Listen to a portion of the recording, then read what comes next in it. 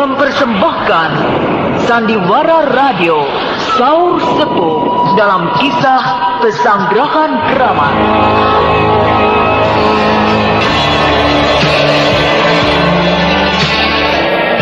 Naskah karya Niki Kosasih dengan sutradara Indra Mahendra.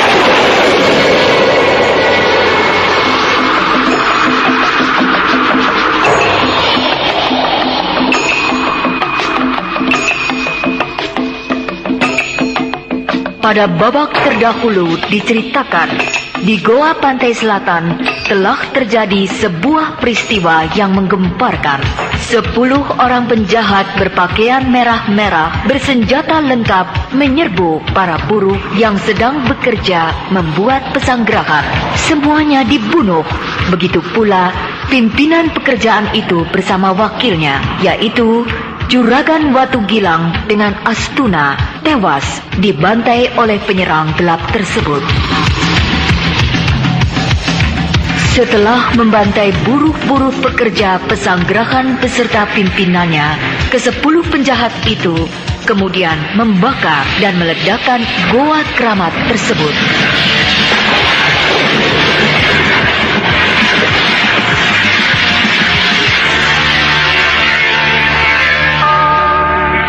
Kemudian mereka dengan cepat meninggalkan tempat itu. Kejadiannya berlangsung sangat cepat, membuat gambaran bahwa mereka adalah sebuah komplotan yang terlatih dengan baik, sanggup berbuat secepat itu. Hei, lihat, di sana itu ada asap. Ada apa, Pak Mandor? Sepertinya ada kebakaran di sana. Wah, iya, pasti itu kebakaran hutan. Arahnya dari Goa Pantai Selatan. Benar. Ayo kita lihat. Yang mengawasi para pekerja di sini siapa? Si Atong saja. Atong. Ya, Pak Mandor. Kau jadi wakil aku. Jadi pengawas di sini. Aku mau melihat Goa Pantai Selatan. Baik, Pak Mandor. Ayo, Ding, ikut aku. Baik, Pak Mandor. Para pekerja yang sedang membuat taman pelancongan di Pantai Karangmaja melihat asap yang membumbung ke angkasa. Karena jaraknya jauh, maka suara ledakan tidaklah terdengar. Tetapi asapnya dapat mereka lihat. Kemudian, 2 dari mereka, yaitu Mandor Damang dan Uding, segera pergi untuk memeriksa keadaan. Oh, Dewata yang agung. Ada apa ini? Apa yang telah terjadi? Lihat, Goa Keramat itu hancur. Terbakar. Ada apa kau? Juragan Watu Gilang dan Astuna mati. Apa? Cepat ke sini, Pak Mandor.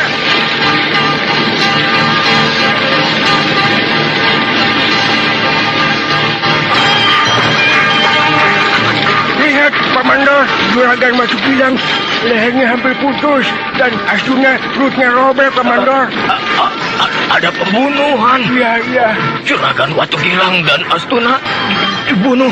Wah, ada orang jahat ini. Iya, Pak Mandor, ada orang jahat. Ayo kita periksa ke tepi Sungai Herang. Di sana pasti banyak buruh yang sedang membuat taman pelancongan. Iya. Wah, mati. Semuanya mati. Mama mati. Ada penjahat di sini. Wah, lari.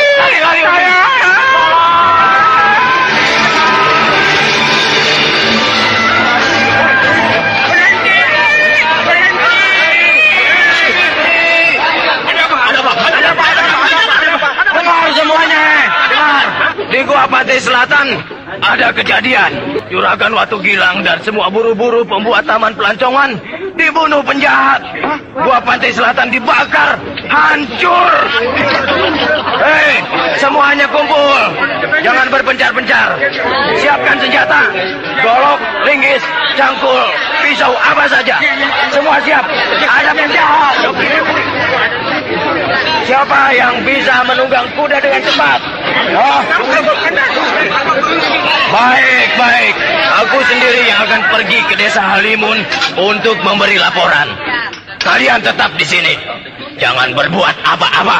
sebelum ada pasukan keraton Madangkara yang datang. Lalu, Pak Mandor, apakah kami terus bekerja, Pak Tidak Mandor? usah bekerja. Tidak usah, ya? Diam saja. Oh ya. Persediaan makanan sangat banyak. Ya. Tidak akan habis dimakan oleh kalian selama 1 bulan. Terima kasih, Pak Mandor. Sudah, sekian saja. Ya. Aku pergi ke desa Limbung. Rai Patih Kutawa, daulat tuanku. Rai Mantili. Iya, Kakang Brahma.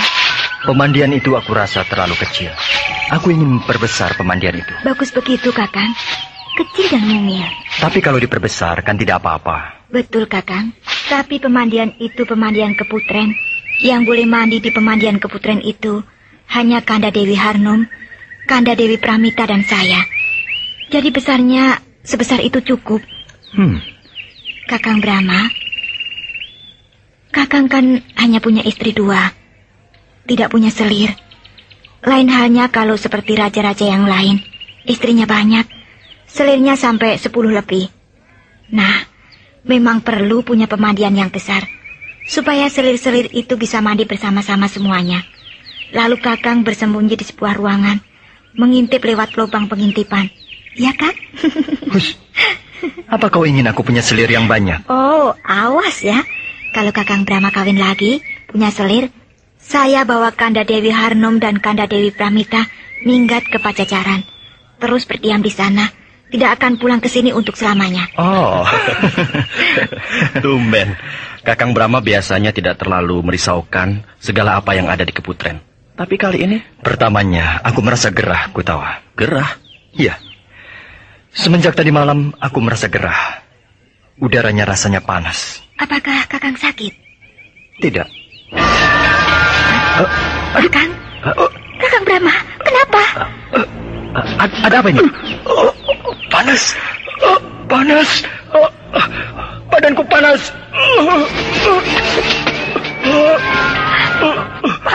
Panas. Panas. Kenapa sampai menggeliat-geliat begitu?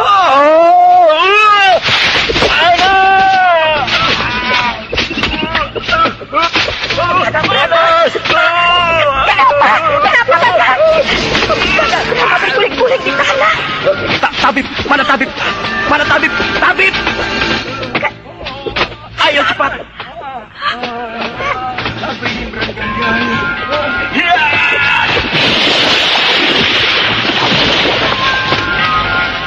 Wah, Kakang Brahma melompat ke pemandian dan terus menyelam ke dalam air. Ada apa dengan Kakang Brahma? Dia sangat kepanasan, berguling-guling di tanah. Sekarang nyebur ke air. Itu burung Raja Wali raksasa. Raja Wali datang. Kenapa dia tiba-tiba datang?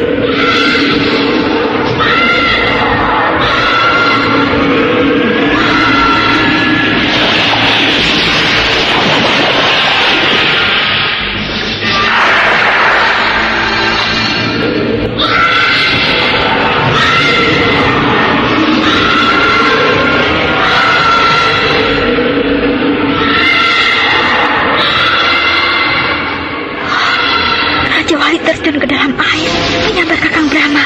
Dan sekarang dia terbang ke angkasa sambil membawa Kakang Brahma dijepit oleh kedua kakinya. Kejadiannya berlangsung cepat sekali. Raja Wali menumpik, terjun ke dalam air, terus menyelam. Tiba-tiba muncul lagi sambil membawa Kakang Brahma dijepit oleh kedua kakinya dan dibawa terbang ke angkasa, terus menghilang. Apa artinya semua ini? Pasti ada peristiwa yang maha penting di Gua Pantai Selatan. Dan Raja Wali membawa Kakang Brahma ke Gua Pantai Selatan. Firasatku juga mengatakan demikian. Ayo, kita susul Kakang Brahma ke Gua Pantai Selatan. Tapi, naik apa ya ke sana? Kalau naik kuda, 20 hari baru sampai. Sedangkan Kakang Brahma besok pagi sudah tiba di sana. Paling lambat 3 hari. Aku sudah bisa menguasai ilmu tatar bayu, meskipun belum sehebat Kakang Brahma.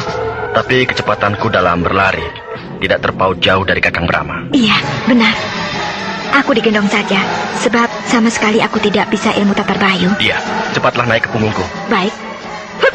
Ya.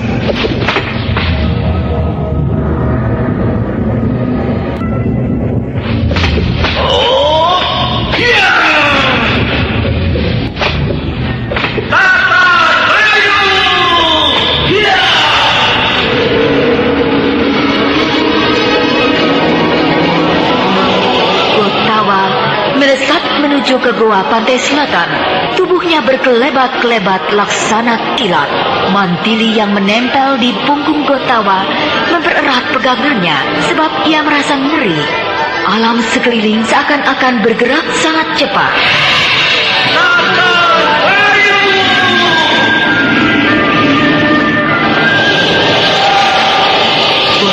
Bergerak semakin cepat, Mantili semakin ngeri.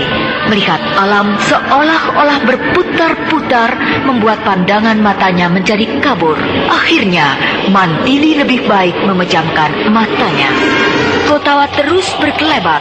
Gunung, lembah, sungai, jurang dilaluinya dengan cepat. Kedua kakinya seolah-olah tidak lagi menapak ke tanah, bagaikan sedang terbang saja. Dan pada hari yang ketiga, desa Halimun sudah dilaluinya. Namun, meskipun sedang dalam gerakan kilat yang sukar diikuti oleh pandangan mata biasa, pandangan mata Gotawa tetaplah tajam. Dan lapat-lapat dia melihat sebuah titik bayangan putih di kejauhan. Semakin lama, semakin jelas titik bayangan putih itu. Dan Gotawa mengenali siapa dia.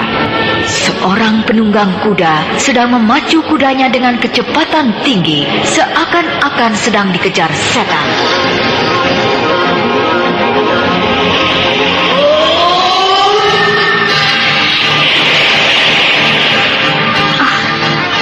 Di mana ini? Rasanya tempat ini bukan di Goa Pantai Selatan. Benar, Mantili. Kau memejamkan mata terus, dan baru sekarang kau membuka matamu. Kenapa berhenti? Lihat di bawah sana. Ada seorang penunggang kuda sedang memacu kudanya dengan kecepatan yang tinggi, seperti dikejar setan. Iya, aku melihatnya. Penunggang kuda itu berpakaian putih-putih. Iya, apakah kau tidak mengenalnya? Siapa ya? Hai, bukankah itu Mandor Damang, pengawas para buruh pekerja di Goa Pantai Selatan dan Pantai Karangmaja? Itulah mengapa aku berhenti. Sebab aku curiga dia pimpinan pekerjaan di Goa Pantai Selatan. Lalu mengapa dia meninggalkan Goa Pantai Selatan? Mau kemana dia? Dan apa yang telah terjadi? Baik, kita cegat dia.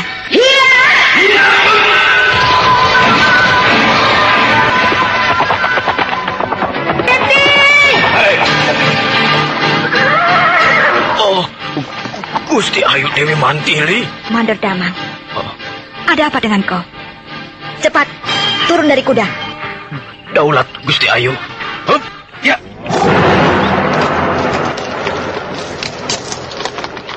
Daulat Gusti Ayu, hamba mengaturkan sembah. Ya. Mandor Damang. Tuanku Patih Gotawa. Ada apa dengan kau? Daulat Tuanku Patih, hamba mengaturkan sembah. Iya. Mengapa tuanku berdua berada di sini? Kami yang harus bertanya pada kau. Kenapa kau meninggalkan pekerjaanmu di Goa Pantai Selatan? Gusti Ayu, celaka. Celaka, Gusti Ayu. Celaka? Celaka apa? Goa Pantai Selatan dibakar, Gusti Ayu. Dibakar? Dibakar, diledakkan, hancur porak-poranda. Siapa yang berbuat gila itu? Hah? Hamba tidak tahu, Gusti Ayu. Itulah sebabnya hamba memacu kuda seperti orang gila. Sebab hamba ingin selekasnya sampai di keraton untuk mengabarkan kejadian ini kepada Gusti Tuanku Brahma. Kakang Brahma sudah berangkat ke Goa Pantai Selatan. Oh, benarkah Gusti Ayu? Jangan banyak tanya. Sekarang kau balik lagi. Kembali ke Goa Pantai Selatan. Aku dan Kakang Patih Gotawa juga sedang dalam perjalanan ke sana. Oh, daulat Gusti Ayu. Hamba segera kerjakan titah Gusti Ayu. Ayo Kakang Gotawa, kita harus secepatnya sampai di sana. Baik, naiklah ke punggungku. Hiya. Oh, iya. Tatar Bayu! Iya!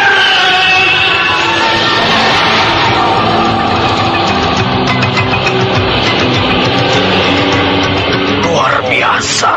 Dalam sekejap mata mereka hilang. Memang bukan cerita dongeng. Keluarga istana Raja Madangkara semuanya memiliki ilmu yang tinggi. Baiklah, segera aku juga harus kembali ke Goa Pantai Selatan. Hup, ya. Ya. Mendengar laporan dari Mandor Damang tentang kejadian di Goa Pantai Selatan, Gotawa dan Mantili hatinya terguncang. Maka tanpa membuang waktu, segera Gotawa menyambar Mantili dan berkelebat laksana terbang menuju ke goa pantai selatan. Mandor Damang matanya terbelalak menyaksikan ilmu lari cepat yang tiada taranya itu.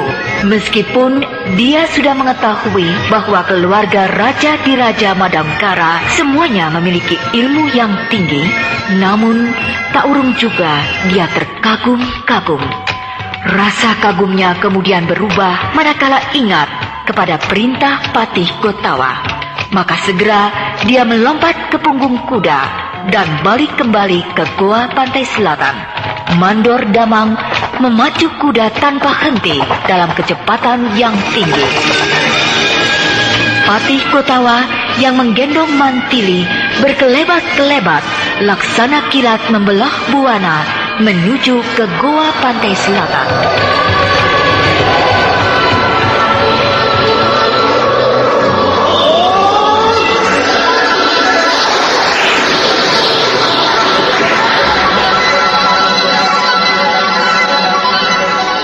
Mantili, kita sudah sampai di dekat goa pantai selatan. Banyak orang di sekitar goa itu. Mereka para buruh pekerja. Kakang Brahma mana? Mungkin berada di antara para buruh itu, atau ada di dalam goa. Mari kita lihat. Iya.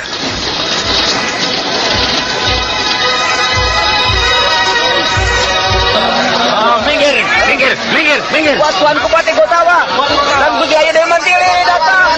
Ada apa ini? Apa yang terjadi? Dewa sayang aku. Hutan rimba musnah. Bukit itu menjadi gundul. Nampak jelas bekas terbakar. Iya, pasti telah terjadi kebakaran besar di sini. Itu hancur. Pantai selatan rusak berat. Keparat. Siapa yang berbuat itu? Aku bunuh. Kakang Brahma di mana? Seharusnya sudah berada di sini. Sebab bersama burung kacau Ali. Hei, para buruh. Kalian tahu di mana Tuanku Brahma? Di sana Tuanku Patih. Di bawah tebing itu dia. Kenapa ada di situ? Pingsan. Minggir. Kakang Brahma terbaring. Wajahnya pucat sekali. Kakang Brahma pingsan.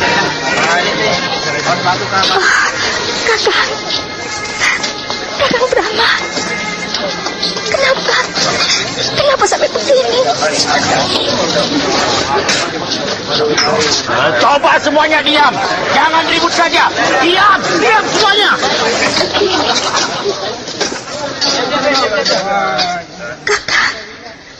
Kakang Brahma.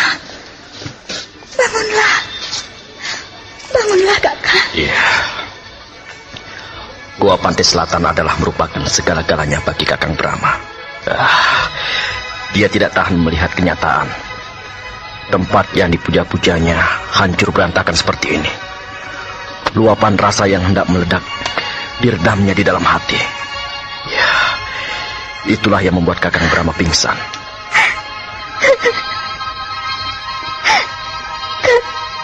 Kakang Brahma.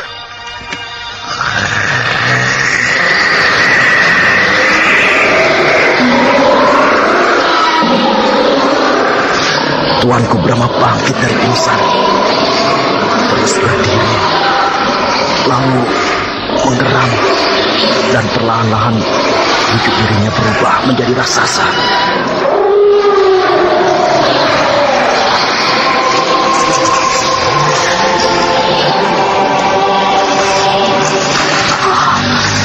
Kakang Brahma menjelma menjadi raksasa. Kakang Brahma mati Ajian Puto Agni.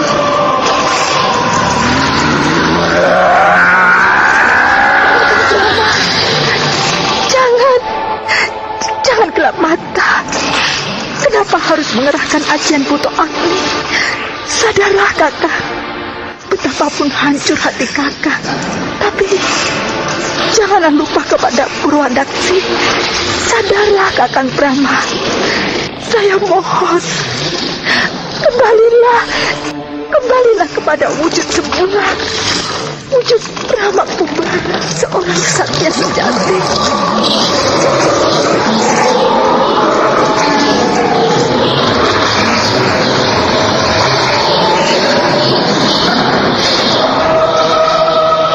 Tuanku Kakang Brahma, saya mohon kembalilah ke alam nyata.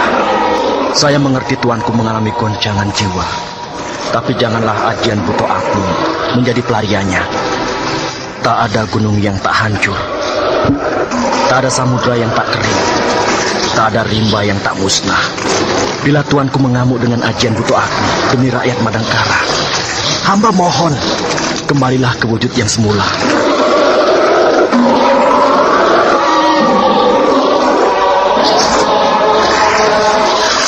Kakang Brahma, Gua Pantai Selatan rusak.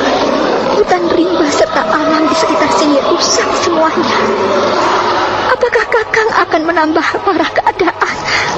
Apakah Kakang yang memuja kelestarian alam akan merusak alam semesta? Di manakah ketegaran hati Kakang? Di manakah keagungan Kakang? Kakang seorang yang agung. Kakang seorang yang ukur. Kemanakah kepribadian Kakang yang sangat mengagumkan itu? Kembalilah Kakang. Kalau Kakang sudah melupakan semuanya, tapi ingatlah kepada saya, Mantili. Saya adikmu, Kakang. Saya akan memeluk kakimu. Air mataku akan membasahi kakimu. Demi keselamatan umat manusia, Mantili sedia menjadi tumbal, Kakang. Patih Gotawa yang gagah perkasa itu bersujud di kaki Brahma Kumbara. Begitu pula Mantili, si bedang setan yang ganas dan bengis itu.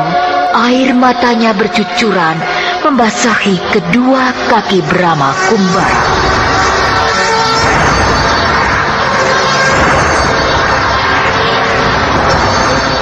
Brahma tidak kuat menahan goncangan jiwa. Dirinya berubah wujud menjadi raksasa yang sangat mengerikan, menggeram-geram seakan-akan hendak menelan bumi. Ratapan Gotawa, air mata Mantili yang berderai membasahi kedua kakinya, perlahan-lahan meresap ke dalam sanubari raksasa Buto Agni.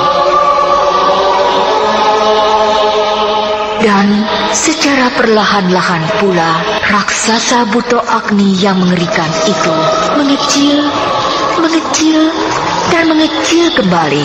Akhirnya berubah wujud kembali menjadi seorang ksatria Brahma Kumbara.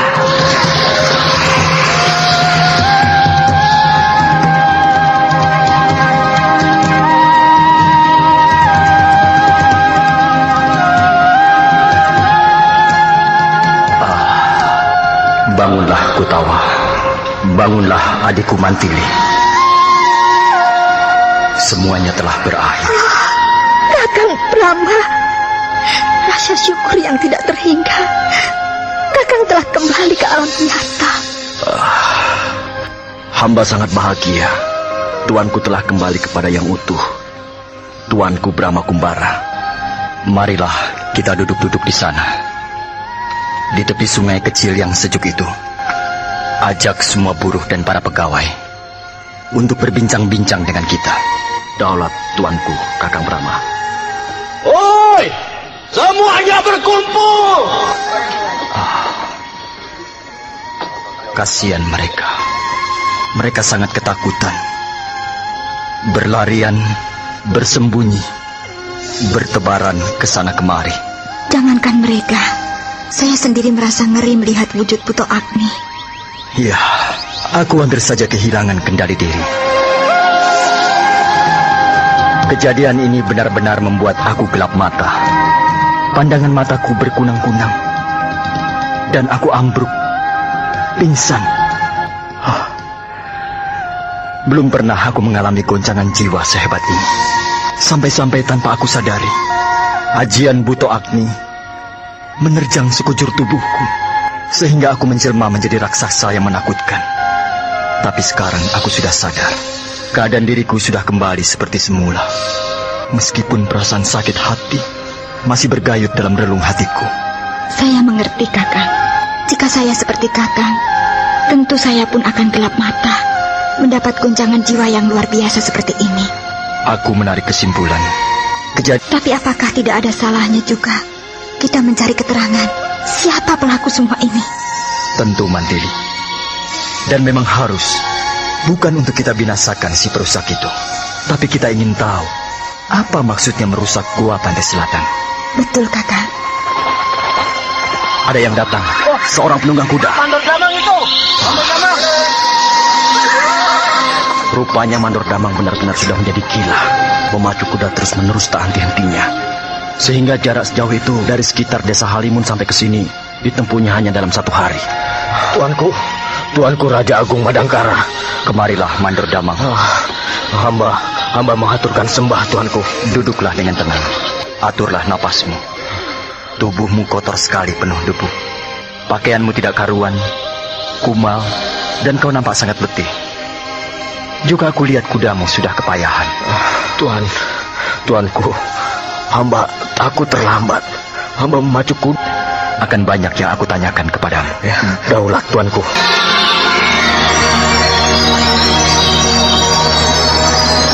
Daulat Kakang Brahma, bagaimana keadaan? Buruh-buruh pekerja sudah tenang kembali, tapi mereka belum bekerja sebab menunggu perintah. Iya. Saya perintahkan mereka untuk tetap tinggal di barak-barak yang tersedia, istirahat dengan tenang, dan mereka rupanya pun dapat tenang sebab merasa aman. Kita berada di dekat mereka. Kasihan mereka, ketakutan, takut mengalami nasib yang sama dengan teman-teman mereka yang dibantai oleh penjahat yang membakar gua Pantai Selatan. Lalu Mandor Damang bagaimana? Kesehatannya sudah pulih dan tenaganya sudah kembali segar. Sebentar lagi dia akan menghadap. Iya. Nah, itu dia Mandor Damang. Daulat, tuanku. Hamba mengaturkan sembah. Nah, kau sekarang nampak sudah segar. Daulat, tuanku. Coba sekarang ceritakan asal mula kejadiannya. Daulat, tuanku. Begini, tuanku. Waktu itu maksud saya terus Uding, wakil saya sedang mengawasi para buruh yang sedang bekerja meratakan tanah di sebelah barat Pantai Karangmaja. Buruh-buruh pekerja yang jumlahnya ratusan itu bekerja dengan tekun dan giat, tuanku. Saya berjalan hilir mudik memimpin mereka agar pekerjaan mereka sempurna. Dan ketika saya berjalan naik ke sebuah tanggul, maksud saya akan mengawasi wilayah yang dikerjakan secara keseluruhan itu. Saya lihat di sebelah utara, asap mengepul membubung tinggi ke udara, tuanku. Hei, lihat, di sana ada asap. Ada apa, Pak Mandor? Sepertinya ada kebakaran di sana. Waduh, kebakaran hutan, Pak Mandor. Arahnya dari gua Pantai Selatan. Benar. Ayo kita lihat. Yang memimpin pekerjaan di sini siapa, Mandor? Si Atong saja. Atong! Ya, Pak Mandor. Ke sini. Aku dan Uding akan pergi ke gua Pantai Selatan. Kalau di sana terjadi kebakaran hutan. Ya. Kau tetap di sini mengawasi para pekerja. Ngerti? Baik, Pak Mandor. Jadi kau berdua dengan si Uding pergi memeriksa kebakaran? Benar, tuanku. Hamba dan Uding berlari-lari mengambil jalan memintas menerobos lereng bukit sebelah kiri jalur yang menuju ke gua Pantai Selatan itu, tuanku. Lalu? Dan ketika kami sampai di atas tebing, jagat Dewa Batara, celaka, sungguh mengerikan, tuanku. Dewa yang agung, ada apa itu? Apa yang telah terjadi? Gua Pantai Selatan yang keramat itu hancur, terbakar. Wow! Ada apa, Uding? Mayat! Juragan Watu Gilang dan Juragan Astuna tewas. Lehernya putus. Juragan Watu Gilang, lehernya hampir putus. Dan Juragan Astuna perutnya robek, ususnya terburai. Ada pembunuhan. Ayo Uding, kita periksa ke sana, ke tepi Sungai Herang, sebab di sana buruh-buruh dipusatkan untuk membuat tempat pelancongan. Wah, mati,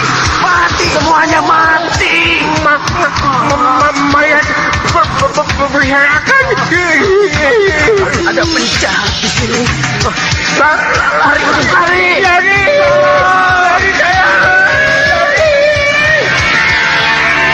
Demikianlah tuanku. Benar-benar suatu pemandangan yang sangat mendirikan bulu roma, tuanku. Buruh-buruh yang jumlahnya puluhan itu semuanya mati. Mayat-mayat berserakan. Tanah menjadi merah oleh darah, tuanku. Juragan Watu Gilang dan Astuna Wakena juga tewas. Tapi letaknya berjauhan dengan buruh-buruhnya. Mungkin mereka melihat penjahat sedang membantai para buruh. Lalu mereka berdua melarikan diri, tapi dapat dikejar. Selanjutnya dibunuh pula oleh para penjahat itu. Iya. Terus, apa yang kau lakukan, Mandor? Hamba dan Uding lari terbirit-birit, pontang-panting menuju ke Pantai Karangmaja, tuanku. Para pekerja yang sedang bekerja di sekitar wilayah Pantai Karangmaja jadi gempar melihat hamba dan Uding berlari-lari sambil berteriak-teriak. Hei, berhenti! Semuanya berhenti bekerja! Semuanya kumpul! Dengarkan semuanya! Di Gua Pantai Selatan ada kejadian. Juragan Watu Gilang dan Juragan Astuna tewas. Juga buruh-buruh semuanya mati. Gua Pantai Selatan dibakar, hancur. Ayo semuanya berkumpul, bersatu, dan jangan berpencar-pencar. Siapkan senjata kalian seadanya. Apa saja yang bisa dijadikan senjata, disiapkan. Golok, linggis, cangkul, pisau, semuanya siap. Di sekitar sini ada penjahat. Siapa yang bisa menunggang kuda dengan cepat? Baik, aku sendiri yang akan pergi ke desa Halimun untuk memberi laporan. Dan kalian tetap di sini. Jangan berbuat apa-apa sebelum pasukan keraton Madangkara datang. Lalu, Pak Mandor, apakah kami harus terus bekerja, Pak Mandor? Tidak usah bekerja. Baik. Diam saja. Ya. Persediaan makanan sangat banyak. Tidak akan habis dimakan oleh kalian semuanya dalam 1 bulan.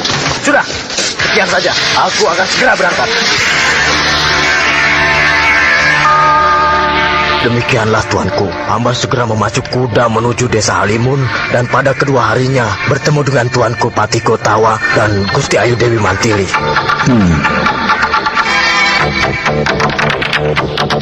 Mandor Damang mengakhiri ceritanya tentang peristiwa terbakarnya Gua Pantai Selatan. Brahma, Mantili dan Gotawa mendengarkan penuh perhatian. Di dalam pikiran mereka muncul beribu-ribu pertanyaan yang sukar dijawab satu persatu.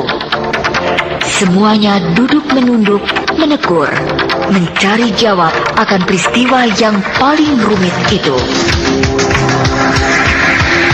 Apakah Brahma atau Mantili atau Patiko Tawa dapat menemukan jawabannya?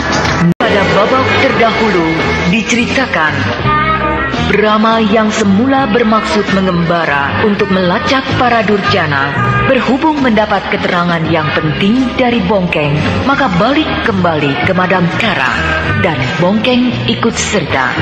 Ketika Brahma, Mantili dan Gotawa sedang mengadakan perundingan penting di istana, Bongkeng iseng-iseng jalan-jalan melihat-lihat keadaan ibu kota Madangkara yang telah lama tidak dikunjunginya. Dan ketika mampir ke warung minum Bu Gimun yang terkenal dengan bajigurnya, tanpa terduga sama sekali, Bongkeng bertemu dengan Lugina. Maka dengan segera Bongkeng melaporkannya kepada Mantili di istana. Apakah benar-benar mereka itu para pelaku pembakaran Gua Pantai Selatan? Belum pasti. Tapi yang jelas, nama-nama Mariba, Kijara dan Lugina saling berhubungan. Kalau Mariba tidak mungkin, Kakang, sebab Mariba sudah mati cukup lama, beberapa bulan yang lalu. Sedangkan pembakaran Gua Pantai Selatan baru 5 hari yang lalu. Iya, kau benar. Sekarang aku mau tanya, waktu kau bertempur dengan Mariba, apakah Mariba mengeluarkan ajian Waringin Sungsang? Tidak. Memangnya kenapa, Kakang? Sebab Kijara dan Lugina, murid Panembahan Pasupati, ketua Padepokan Gunung Saba. Yang Kakang dan Kakang Jaka Lumayung pernah berkunjung itu? Benar. Jadi kalau Mariba menguasai ajian Waringin Sungsang, berarti dia juga murid perguruan Gunung Saba. Sayang, tidak itu. Sampai saat ini, kita belum tahu hubungan apa yang melatar belakangi persekongkolan antara Mariba, Kijara, dan Lugina. Apakah karena bisa saja bahwa Mariba juga murid Panembahan Pasupati, sehingga hubungan mereka bertiga adalah hubungan antar saudara seperguruan? Ataukah ada hubungan lain yang lebih jauh dan lebih luas? Sebab kedatangan mereka di ibu kota Madangkara mengundang tanda tanya. Meskipun bisa saja dengan alasan melancong, pelisiran, melihat-lihat kemolekan negeri Madangkara yang terkenal permai. Iya, atau bisa juga Kijara dan Lugina itu musuh bebuyutan Kakang Brahma. Alasannya? Manusia bertopeng yang mengalahkan Kakang Brahma menguasai Ajian Waringin Sungsang. Sedangkan yang bisa menguasai Ajian Waringin Sungsang hanyalah murid-murid perguruan Gunung Sabah. Kemudian, Kijara dan Lugina adalah murid perguruan Gunung Sabah. Nah, jelas bukan? Murid perguruan Gunung Sabah itu banyak, Mandili. Ada sekitar 30 orang. Dan semuanya menguasai Ajian Waringin Sungsang dengan baik. Jadi terlalu pagi kalau kita terburu-buru menuduh mereka sebagai manusia bertopeng. Selain itu, banyak murid-murid perguruan Gunung Sabah yang telah menyelesaikan pelajarannya, lalu keluar, kemudian pulang ke rumahnya masing-masing, atau terus mengembara menjadi pendekar. Nah, jadi ada kemungkinan bahwa manusia bertopeng itu murid perguruan Gunung Sabah yang lain. Ingat sekarang. Ingat apa? Mariba adalah murid Panembahan Pasupati. Alasanmu? Saya pernah dikeroyok oleh 2 orang tengkorak putih. Tengkorak putih? Mereka berpakaian putih-putih dan memakai topeng tengkorak putih, menyebut dirinya gerombolan tengkorak putih. Lalu? Mereka mengeroyok saya karena saya membunuh Mariba yang diakuinya sebagai adik seperguruan mereka. Oh iya? Dan kedua tengkorak putih itu mengeluarkan Ajian Waringin Sungsang. Iya, jelas. Mereka murid-murid perguruan Gunung Sabah. Wah, jadi ruwet ya. Ada Mariba, ada Kijara, Lugina, lantas manusia bertopeng, lalu gerombolan tengkorak putih. Siapa mereka itu semuanya? Itulah sebabnya mengapa aku buru-buru kembali pulang ke sini. Sebab aku ingin membuka tabir yang menyelimuti kegelapan selama ini. Apakah si manusia bertopeng yang membakar gua pantai selatan, ataukah gerombolan tengkorak putih, atau pula Kijara dan Lugina? Kemudian juga, apakah mereka semuanya berdiri sendiri-sendiri, atau orangnya itu-itu juga? Hanya berganti nama dan julukan saja untuk mengacaukan penyelidikan kita. Lebih baik kita panggil saja mereka. Kalau melarikan diri, berarti merekalah si Durjana itu. Kalau melawan, kita gempur. Jangan main kekerasan, sebab mereka belum terbukti bersalah. Lebih baik kau datangi mereka secara baik-baik, kemudian ajak berbincang-bincang secara baik-baik pula. Katakan saja kita merasa gembira mendapat kunjungan murid-murid utama Panembahan Pasupati dari padepokan perguruan Gunung Sabah. Lalu undanglah ke keraton untuk dijamu sebagai tanda persahabatan. Jadi pertama-tama saya harus mendatangi penginapan Hekar milik Bukarti itu? Iya, sebab menurut keterangan Mariba, begitu. Kalau tidak ada di sana, cari di penginapan-penginapan lainnya. Kalau Kijara dan Lugina berada di penginapan Hekar, berarti Bukarti juga punya hubungan dengan mereka. Iya, kita bisa membuktikannya nanti. Daulat, tuanku. Bongkeng. Wah, ada kabar penting. Kabar penting. Kabar penting apa, Bongkeng? Aku bertemu dengan Lugina. Lugina? Aku mampir ke warung Bu Kimun, kangen dengan bajikurnya. Salah seorang pengunjung warung itu menertawakan aku. Aku diam saja, sebab aku sadar diriku ini memang lucu. Tapi dia semakin menjadi-jadi, malah seperti menantang. Tapi dilerai oleh Bu Kimun, bahkan diancam. Kalau mengganggu aku, kau akan berhadapan dengan Mantili. Begitu kata Bu Kimun. Lalu, bagaimana sikap orang itu? Pucat. Pucat? Iya, terkejut, lalu ketakutan. Tapi cuma sebentar, lalu biasa lagi. Kemudian pergi, ngeloyor begitu saja. Jelas dia, si Lugina itu menyimpan suatu rahasia kepadaku. Belum tentu, Mantili. Belum tentu. Siapa yang tidak takut sama kamu? Jangankan rakyat biasa, orang-orang keraton semuanya takut kepadamu. Nah, ketakutan Lugina adalah wajar. Justru sebaliknya, Kakang, tidak wajar. Tidak wajarnya? Rakyat Madangkara, kaum bangsawan, Semuanya takut kepada saya. Itu wajar. Sebab saya terkenal kejam, punya pedang setan yang mengerikan. Lagi pula saya adik kandung Kakang Brahma, Raja Madangkara. Tapi kalau orang lain, rakyat dari kerajaan lain, belum tentu merasa takut kepada saya. Sebab belum tahu siapa saya. Nah, Lugina bukan rakyat Madangkara. Juga dia merupakan murid utama Panembahan Pasupati. Pasti dia tidak takut sama sekali kepada saya.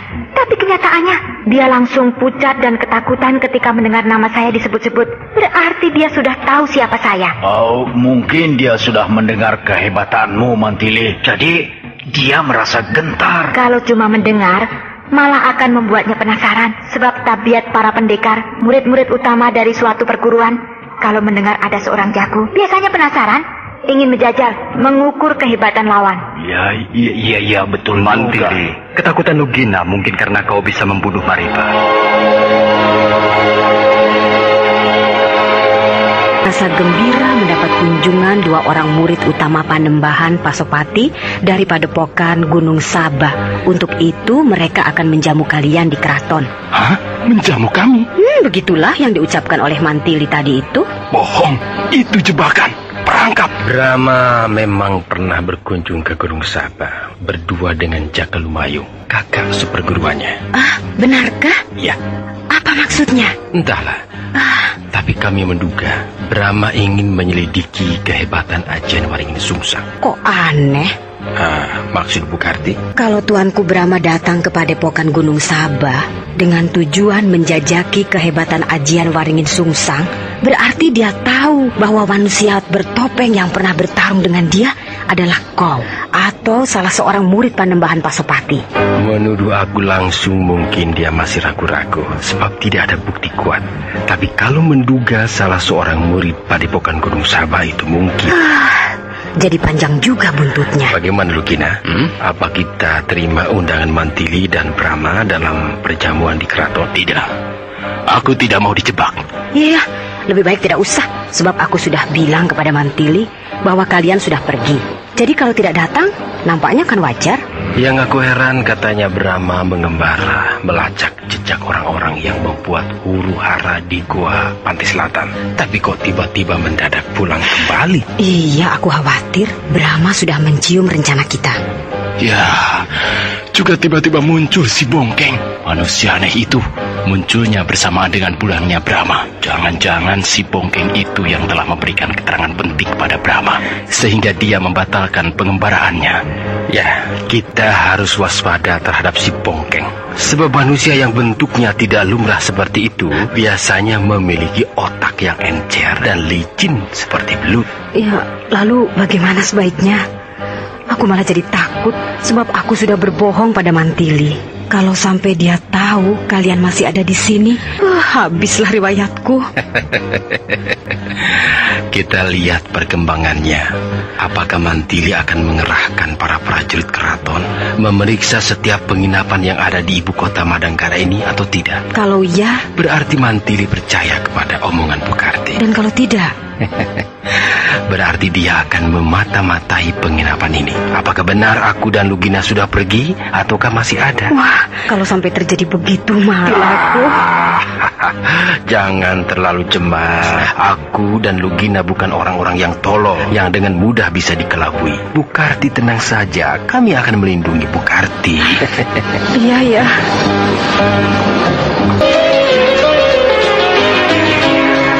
Bukarti menjadi cemas memikirkan perbuatannya yang membohongi Mantili. Tapi Kijara dan Lugina tetap tenang. Sebab mereka yakin bahwa tingkat kepandaian mereka akan dapat mengimbangi jago-jago Madangkara. Mencurigakan sekali keterangan Bukarti itu. Sebab kejadiannya tidak lama sesudah Lugina ribut dengan Bongkeng. Itulah Kakang. Sebab kalau tidak ada apa-apanya, kenapa harus cepat-cepat pergi? Kalau Bukarti bohong, berarti dia juga bersekongkol dengan Lugina dan Kijara. Tadinya saya sudah kata mau menggeledah penginapan Hekar itu. Tapi dipikir-pikir, bisa ribut tidak keruan. Lebih baik lapor dulu kepada Kakang Brahma. Apa boleh buat? Kita harus melakukan dua pekerjaan sekaligus. Dua pekerjaan? Iya, untuk mengelabui pihak lawan yaitu kita pura-pura percaya kepada keterangan Bukarti dengan melakukan pemeriksaan ke setiap rumah penginapan. Semua penginapan yang ada di ibu kota Madangkara diperiksa, dan pemeriksaan itu dilakukan dengan terang-terangan. Hal itu dimaksudkan untuk meyakinkan Bukarti bahwa kita percaya pada omongannya. Padahal diam-diam kita mengirim pasukan mata-mata untuk menyusup ke penginapan Hegar. Saya setuju. Jadi yang diperiksa secara terbuka dan terang-terangan semua penginapan, kecuali penginapan Hegar. Benar.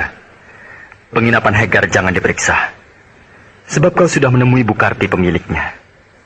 Dengan begitu Bukarti akan lega, penginapannya tidak diperiksa, dan hatinya akan berkata bahwa dirinya sudah bebas. Bahkan seandainya Lugina dan Kijara masih berada di penginapan itu, mereka akan merasa bebas. Dan akhirnya semuanya menjadi lengah. Itulah yang kita kendaki. Iya, baik Kakang. Segera saya menghubungi Senopati Indra Kumala untuk menyiapkan pasukan pemeriksa. Sekaligus diam-diam menyiapkan beberapa orang petugas mata-mata. Iya, baik.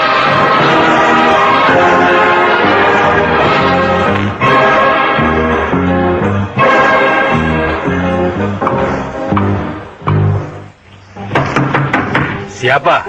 Aku. Oh, Bukarti. Lugina, buka pintunya. Ya.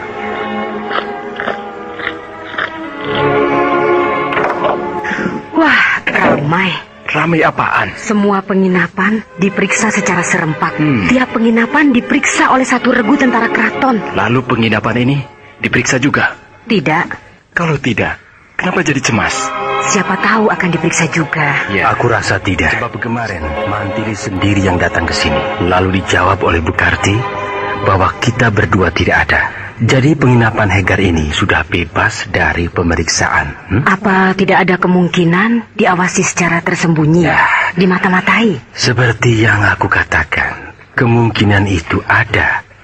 Tapi akan kita lihat bagaimana caranya mereka memata-matai kita. Kalau kalian pergi, bagaimana? Wah, kami diusir nih. Bukan begitu, tapi aku cemas. Pendapat Bukarti memang benar.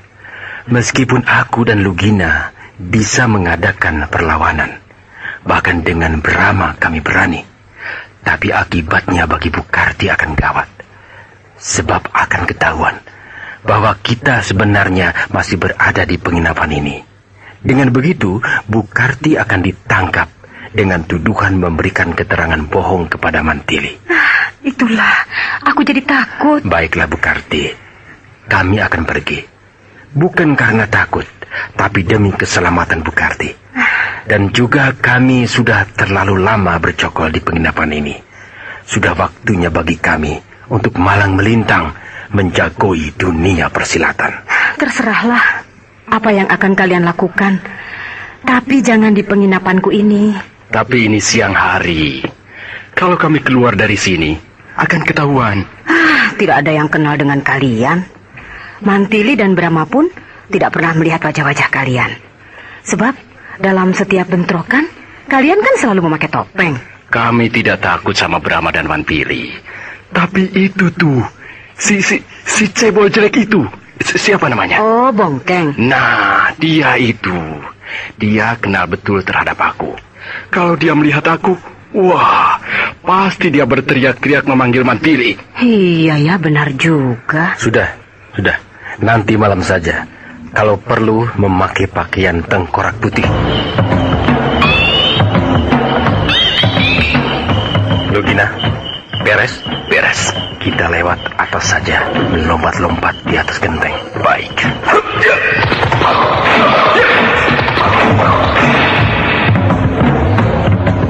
Berhenti!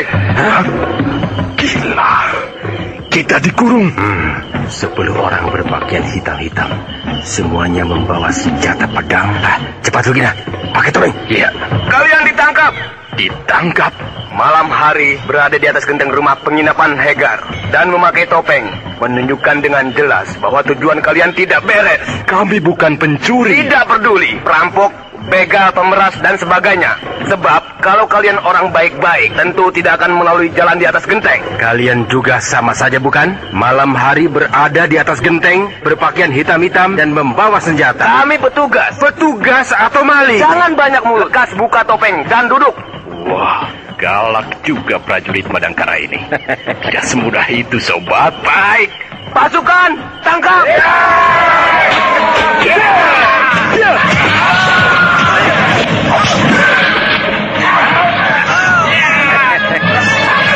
Dua orang tengkorak putih itu gerakannya sangat cepat. Dalam satu gebrakan, dua orang anak buahku roboh. Garuda, apa? Mereka berubah siasat. Jelas mereka tentara keraton Madangkara. Caranya bertempur memakai siasat perang, bukan siasat persilatan.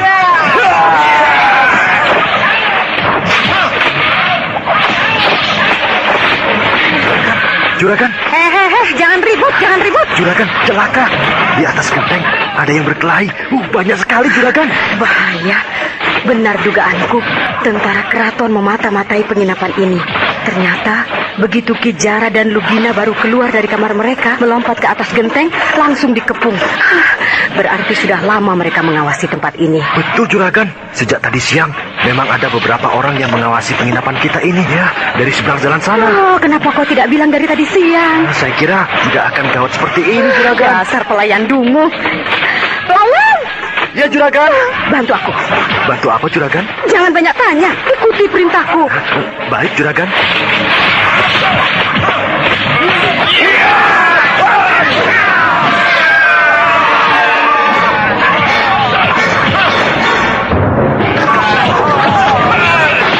Gawat, anak buahku terdesak. Tamtama, minta bantuan tambahan pasukan. Lepaskan panah api, cepat, ayo. Arahkan ke keraton supaya Gusti Ayu Mantili melihat panah api yang kita lepaskan. Panah api, meluncurkan kasar. Warat, mereka minta bantuan pasukan. Lugina, lari. Apa? Lari? Jangan banyak tanya. Lari.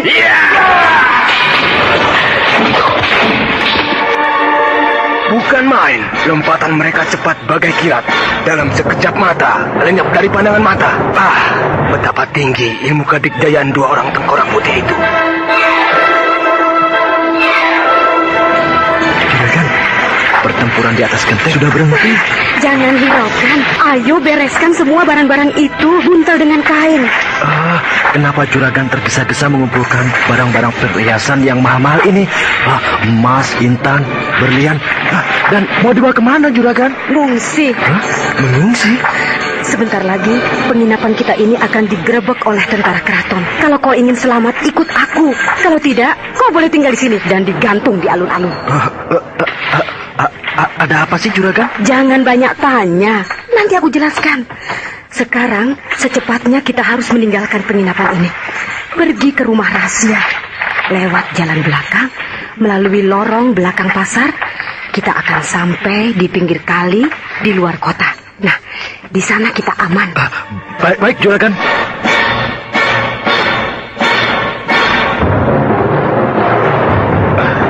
Gila, 4 orang anak buahku tewas, 3 luka berat.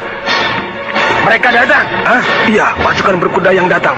Yang berkuda paling depan nampaknya Gusti Dewi Mantili bersama sahabatnya, Tuan Bongkeng. Iya, Tuan Bongkeng. Cepat semuanya turun dari atas genteng ini. Yang gugur dan luka-luka, bawa semuanya. Siaga. Iya, bagus.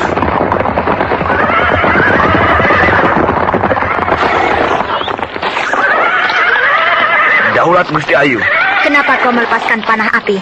Kami mohon bantuan Gusti Ayu, sebab kami terdesak. Terdesak? Iya, terdesak oleh musuh. Siapa musuh kalian? 2 orang tengkorak putih. 2 orang tengkorak putih? Daulat Gusti Ayu, hamba dengan 10 orang anak buah hamba bertugas mengintai penginapan Hegar. Sejak sore hari kami sudah mengurung tempat ini. Dan tepat di waktu tengah malam, kami melihat 2 orang melompat ke atas genteng. Lalu kami sergap, tapi mereka melawan. Dan ternyata mereka 2 orang kaum persilatan yang sangat dikjaya. Dalam waktu sebentar saja, kami terdesak. Bahkan 4 orang anak buah hamba gugur. Dan 3 lainnya luka-luka. Memalukan. Pasukan keraton tidak pecus menangkap 2 orang pejahat. Ampun, Gusti Ayu. Kedua orang tengkorak putih itu melompat dari arah mana? Dari jendela salah satu kamar penginapan Hegar itu. Punggawa! Siaga! Kepung penginapan Hegar itu. Tak seorang pun boleh meninggalkan penginapan. Lakukan! Siaga!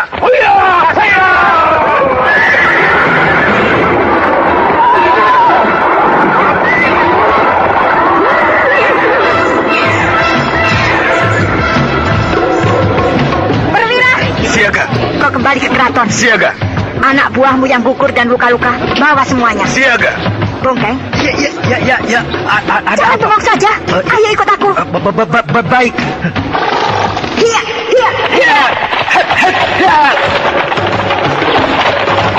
Punggawa, Siaga, bagaimana kerjamu? sebagian anak buah saya berada di luar mengepung penginapan ini. Sebagian lagi mengadakan penggeledahan. Semua orang yang ada di penginapan ini kami kumpulkan. Para pelayan dan pegawai penginapan dikumpulkan di sebelah sana. Tamu-tamu yang menginap di sini dikumpulkan di sebelah sana.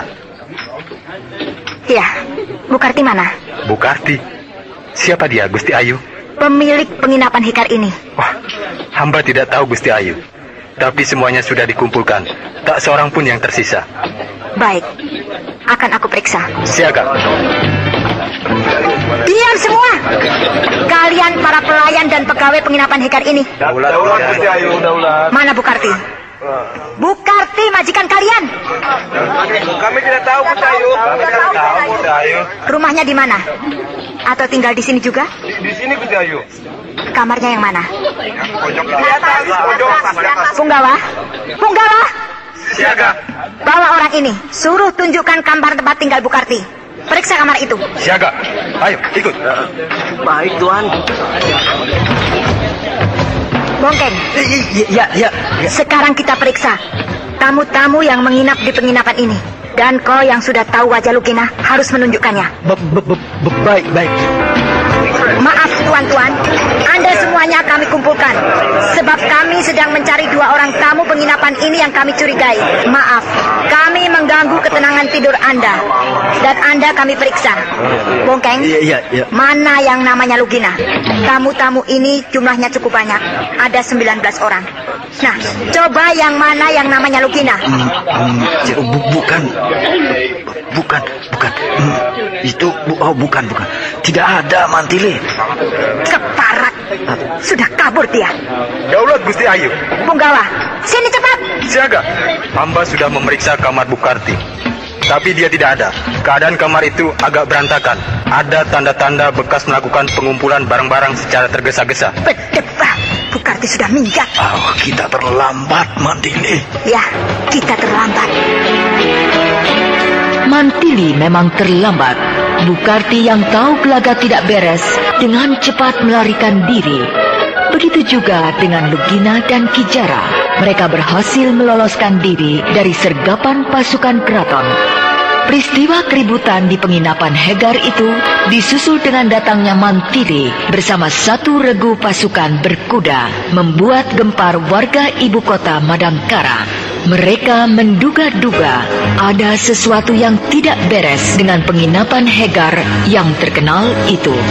Juga dihubung-hubungkan dengan terjadinya peristiwa terbakarnya Goa Pantai Selatan. Semua rangkaian peristiwa itu mau tidak mau membuat kegelisahan pada warga ibu kota Madangkara yang biasanya selalu dalam keadaan damai dan tentram. Di dalam pelariannya, Bukarti yang ditemani oleh seorang pelayan penginapan telah tiba di tepi sungai Kayakas. Tujuan Bukarti selanjutnya ialah ke desa Bongas, di mana di desa itu dia banyak menyimpan harta kekayaan. Rencana seterusnya ialah pergi ke tanah kelahirannya, ialah Kadipaten Kuntala. Sementara itu, Kijara dan Lukina memutuskan untuk tidak kembali ke padepokan di Gunung Sabah, melainkan pergi ke Kademangan Cempaka untuk menemui rekan mereka, yaitu Ki Demang Cempaka. Sampurasun. Rampes. Kijara, Lugina, ayo. Apa kabar, Ki Demang? Baik. Ayo, silakan duduk. Aku harap kedatangan kalian tidak untuk mengadili aku. Sebab aku tidak bisa melindungi Mariba atau membunuh Mantili. Aku sudah mendengar penjelasan dari Raga Tantra. Ya, pemuda yang angkuh itu singgah ke sini, membawa surat dari kau. Waktu pertarungan antara Mantili dengan Mariba, kau di mana? Aku juga datang ke tempat mereka bertarung. Ya, tapi terlambat. Terlambat? Mariba bergerak cepat sekali. Aku tidak bisa mengikutinya. Ya, kalian tahu sendiri. Aku sama sekali tidak bisa ilmu kadikjayaan. Secepat-cepatnya aku memacu kuda. Tidak ada artinya dibandingkan dengan kecepatan Mariba dan Mantili yang mempergunakan ilmu kadikjayaan. Ya. Jadi aku kehilangan arah. 2 hari penuh aku dan beberapa orang anak buahku berputar-putar di sekitar Padang Ilalang mencari mereka. Dan ketika aku berhasil menemukan tempat mereka bertarung, sayang, Mariba sudah jadi mayat, dan Mantili sudah tidak nampak lagi batang hidungnya. Apakah kalian tidak mencoba untuk membunuh Mantili di ibu kota Madangkara? Pernah kami coba, tapi umurnya masih panjang. Ditolong oleh penduduk kampung Koneng. Ditolong penduduk? Ketika kami sedang bertarung dengan Mantili, datang ratusan orang, rakyat penduduk kampung Koneng. Terpaksa kami ambil langkah 1000. Bukannya takut, tapi percuma melawan rakyat. Tidak ada untungnya. Iya. Ada makanan? Kau lapar? Tentu saja. Habis menempuh perjalanan jauh, bukan hanya haus, tapi lapar. Soal makanan, di sini berlebih-lebihan. Istri dan anakmu di mana? Ada di dalam. Kami tidak menginap di rumah ini, tapi tolong carikan sebuah rumah untuk kami. Oh ya, berapa lama kalian akan tinggal di sini? Belum tahu, tergantung nanti. Apakah pekerjaan kalian di ibu kota Madangkara sudah selesai? Belum seluruhnya selesai. Maksudmu? Kita berhasil memasukkan orang-orang kita ke dalam pekerjaan raksasa itu. Terutama Den Banga berhasil menjadi pimpinan keseluruhan pekerjaan. Tapi pekerjaan raksasa itu sendiri baru akan dimulai, dan sebelum kami dapat melihat suasananya, kami keburu menyingkir dari sana. Kenapa menyingkir? Akibat ikut campurnya pihak ketiga. Pihak ketiga? Gua Pantai Selatan dibakar. Dibakar? Aku tidak tahu siapa yang membakar Gua Pantai Selatan itu. Tapi yang jelas, dengan terbakarnya gua itu, rencana kami jadi terhambat. Iya, aku bisa membayangkan. Rama pasti mengamuk. Dia orang yang arif dan bijaksana, jadi tidak mengamuk, tapi melakukan gerakan yang seksama dengan cara melakukan penyelidikan. Akhirnya rencana kita tercium. Demi untuk menghindari yang lebih buruk, terpaksa kami menyingkir untuk sementara. Iya, aku kira memang itu jalan yang terbaik. Sebab kalau sampai bentrok dengan Brahma, kalian akan rugi. Manusia yang membakar Gua Pantai Selatan itu, ya, harus dibinasakan. Sebab telah mengacaukan rencana kita. Benar. Sebab kalianlah yang menjadi sasaran kecurigaan pihak Madangkara. Padahal yang membakar gua itu bukan kalian. Kau bisa menduga-duga kira-kira siapa yang membakar Gua Pantai Selatan itu? Apakah mereka dari golongan hitam atau golongan putih? Atau dari pihak mana? Aku belum bisa memberikan gambaran. Tapi mudah-mudahan besok atau lusa kita sudah bisa membuat gambaran. Iya. Sudah 3 hari aku berada di padepokan Gunung Saba ini. Tapi Kijara dan Lugina belum muncul juga. Iya. Kalau besok mereka belum muncul juga, aku akan mencari mereka. Kemana saja sampai ketemu. Menunggu adalah pekerjaan yang paling tidak enak. Panembahan Pasupati. Tiba juga hatiku melihat kau menunggu sudah 3 hari. Ya, tapi mudah-mudahan pergaulanmu dengan murid-muridku, serta melihat kegiatan mereka, baik sedang menempa diri di dalam mempelajari ilmu kedikjayaan, maupun sedang bekerja di ladang, akan membuatmu tidak lekas bosan berada di tempat yang sunyi dan terpencil begini. Panembahan, Anda sangat baik terhadap saya. Saya di sini dijamu dan ditempatkan di sebuah kamar yang baik. Juga diizinkan melihat murid-murid Panembahan latihan berbagai ilmu kadikjayaan. Semua itu menunjukkan betapa Panembahan menganggap saya sebagai seorang sahabat. Padahal biasanya rahasia sebuah padepokan selalu dijaga dan tidak pernah mengizinkan seorang tamu untuk melihat. Ya, karena kau seorang yang baik. Hal itu aku tahu benar, dan ilmu kedikjayaanmu sangat tinggi, sehingga tidak perlu aku merahasiakan kepandaian murid-muridku. Sikap murid-murid Panembahan terhadap saya sungguh baik sekali, ramah tamah dan sopan santun. Tidak ada kesan sedikit pun rasa permusuhan di hati mereka. Padahal mereka tahu saya datang ke sini untuk menahan dan memeriksa saudara seperguruan saya, yaitu Ki Jara dan Lugina. Ya, kami di sini selalu berusaha untuk bersikap bijak dengan menempatkan segala sesuatu pada tempatnya yang wajar. Jadi kalau memang Ki Jara dan Lugina bersalah, ya memang harus disalahkan. Tapi kalau mereka tidak bersalah, lalu kau tetap bersikeras menyalahkan juga, maka tak ada jalan lain, kami menganggap kau musuh. Iya, saya paham. Kau seorang yang jujur, Brahma. Dan maafkan aku, kalau aku tidak bersikap jujur terhadapmu. Maksud Panembahan?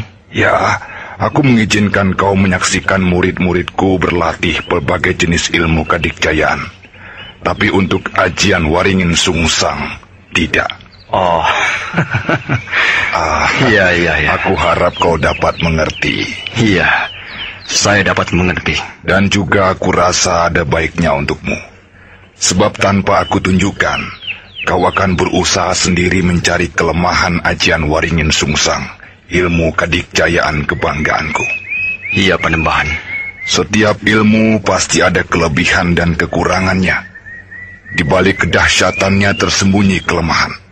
Nah, kau sendiri lebih paham tentang hal itu, bukan? Saya pun masih harus banyak belajar, Panembahan.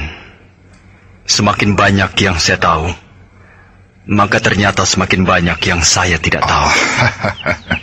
Bicaramu sangat arif. Secara pribadi aku sangat suka kepadamu. Tapi secara dua orang tokoh yang terkemuka, kita adalah saingan. Iya, saya juga suka kepada Panembahan karena selalu bicara belak-belakan. Lalu bagaimana rencanamu selanjutnya? Kalau besok Ki Jara dan Lugina tidak muncul juga, saya akan meninggalkan padepokan ini. Mencari mereka? Kalau Panembahan mengizinkan. Seperti yang tadi aku katakan, bahwa aku selalu berusaha menempatkan segala hal pada tempatnya yang wajar.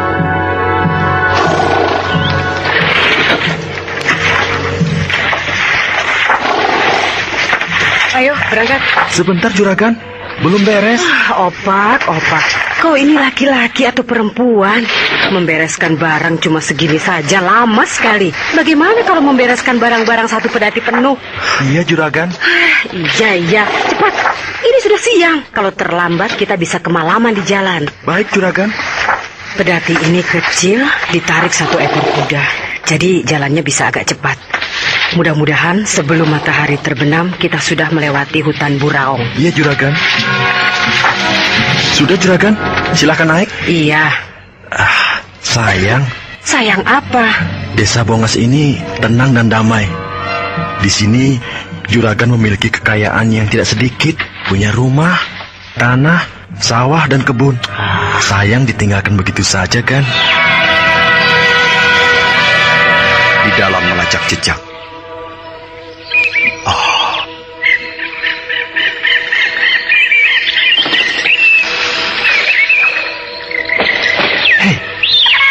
Suara apa itu?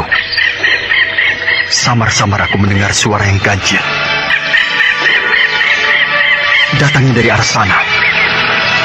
Baik, akan aku lihat.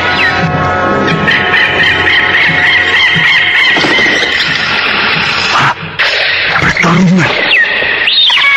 Satu ekor ular melawan satu ekor burung. Wah, ramai sekali. Sebuah pertunjukan yang seru. Wah, burung sergunting. Oh, bukan main. Lincah sekali burung itu. Gerakannya cepat laksana kilat. Berkelebat-kelebat, menyambar-nyambar dengan ganas.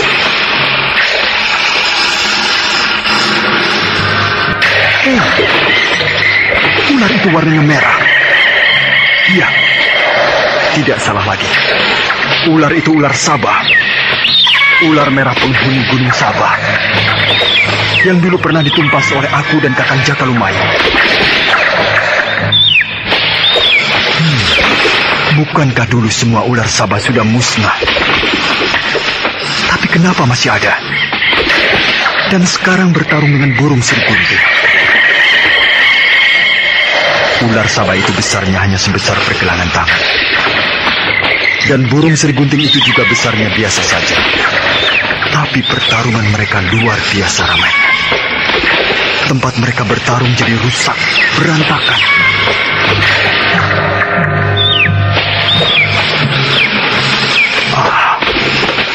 Aku baru bisa melihat dengan jelas. Ternyata ular Sabah itu luka-luka. Sekujur tubuhnya penuh bercak darah, bekas dipatuk oleh Sergunting. Dan burung Sergunting itu belum terluka sedikit pun.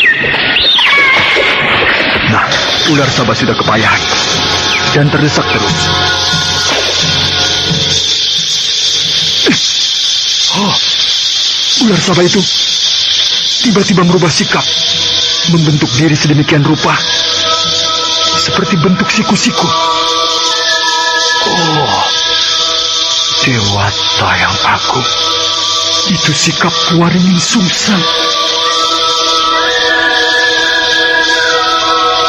Ya, bentuk ajian Waringin Sungsang. Oh, apa aku tidak sedang bermimpi? Seekor ular bisa melakukan sikap ajian Waringin Sungsang. Ular betul atau ular jadi-jadian?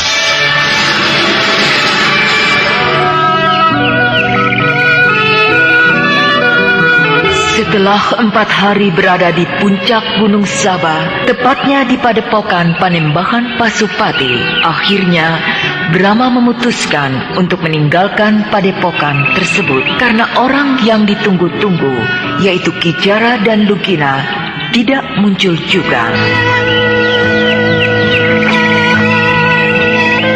Dan ketika sedang berjalan menuruni lereng Gunung Sabah itu, dilihatnya sebuah pertarungan yang ganjil, di mana seekor ular Sabah bertarung dengan seekor burung Sergunting. Pertarungan yang ganjil tapi seru itu membuat Brahma tertarik untuk menyaksikannya. Akan tetapi, betapa terkejutnya ketika ular Sabah itu mengambil ancang-ancang sikap ajian Waringin Sungsang.